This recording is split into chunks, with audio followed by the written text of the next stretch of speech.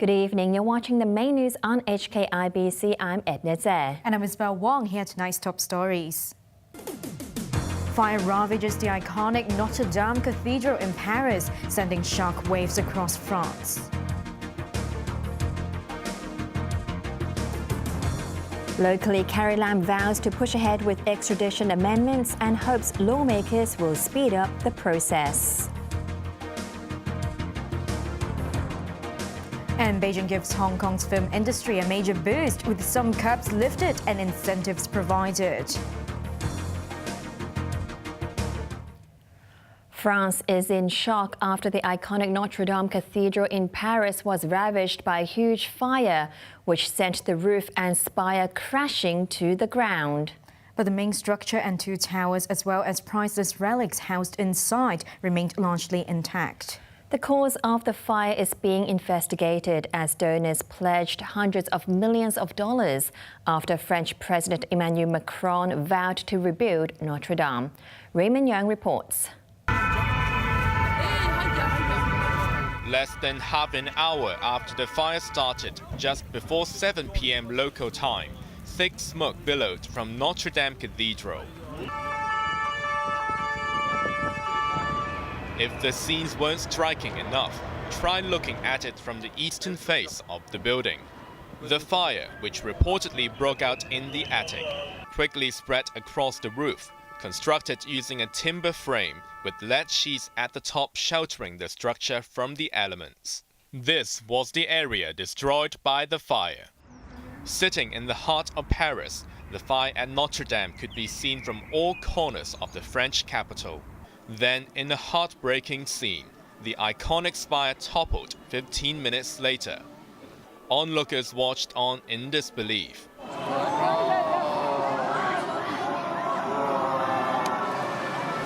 Large crowds had gathered along the banks of the Seine, as both tourists and Parisians struggled to come to grips with the devastation in front of their eyes.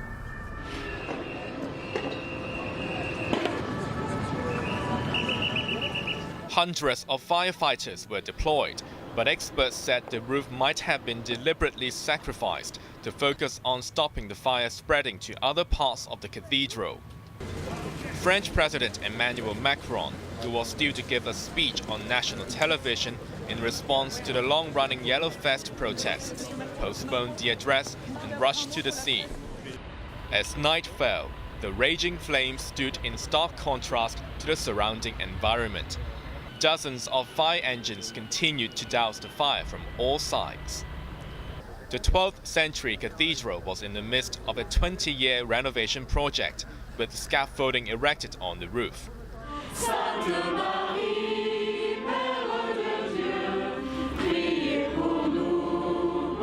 For many Parisians, Notre Dame is an inseparable part of French history. Many gathered nearby to sing hymns and pray, while others watched in silence. I've been walking past the cathedral every day lately this week, and so familiar, and now it's burnt, and it's upsetting, very upsetting. Nearly 9 hours after it started, the fire brigade declared the blaze completely under control, although residue fires still needed to be put out. Fortunately, the main structure was saved and preserved, as well as the two towers. Le pire a été évité, même si la bataille n'est pas encore totalement gagnée. The worst has been avoided, Macron declared. He applauded the courage of the firefighters, one of whom was seriously injured while battling the blaze. The French leader pledged to rebuild the cathedral through a massive fundraising campaign.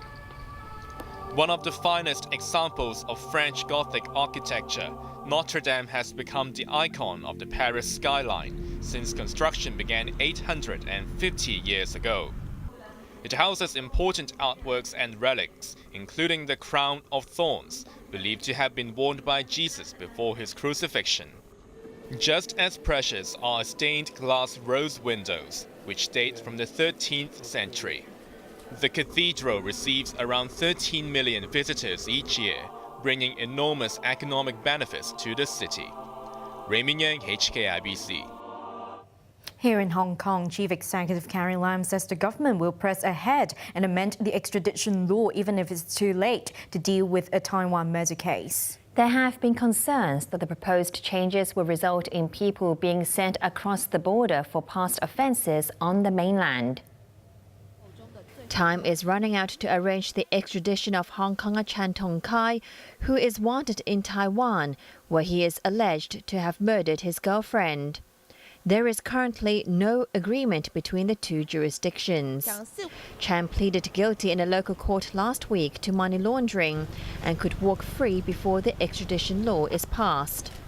Speaking before the weekly cabinet meeting, Chief Executive Carrie Lam said her administration will press on with the extradition law amendments, even if the murder suspect is not sent to Taiwan.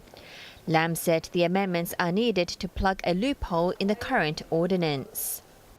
Even in the very undesirable circumstances that we could not have the legal basis in time for us to deal with the Taiwan case, we still have to tackle the second objective, and that is to improve the current legal framework for us to sort of discharge an international obligation that will help to safeguard and uphold the rule of law and justice in Hong Kong. So we will continue to do that exercise since the legislation has now been introduced. Lam added that the case has shown the urgent need to amend the current law, especially in the light of the Taiwan murder case. We are very determined to do this exercise, partly because of the compassion and empathy that we have for the family.